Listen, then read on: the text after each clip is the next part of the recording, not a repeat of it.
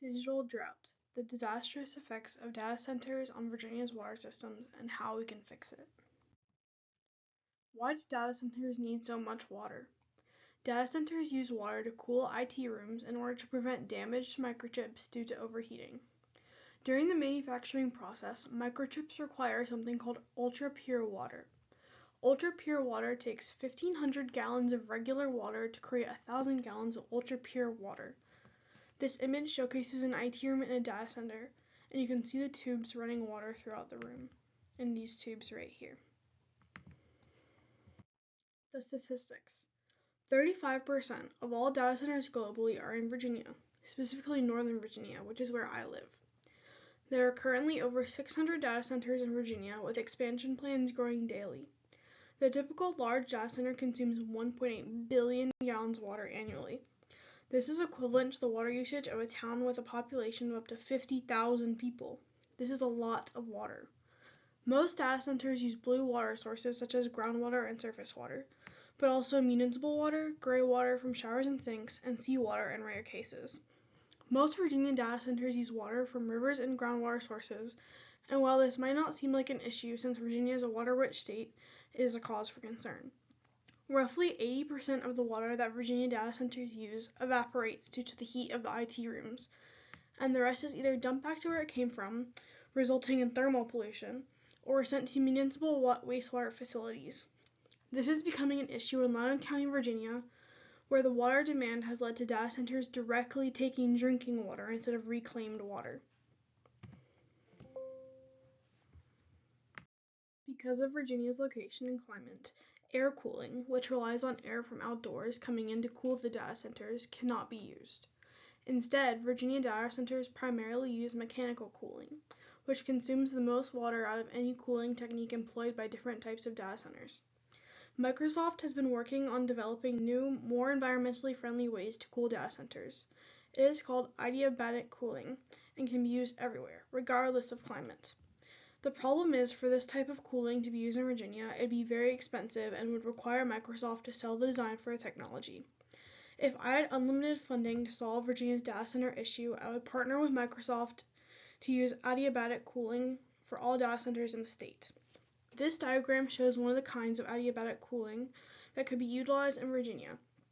It is called direct evaporative cooling and works by cooling the air with minimal water instead of directly using the water to cool the IT rooms.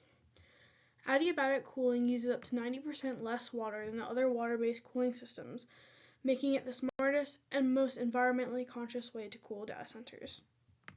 This infographic displays the different types of cooling that data centers can use. Mechanical cooling uses the most water as well as the most power, and it is what Virginia data centers currently use.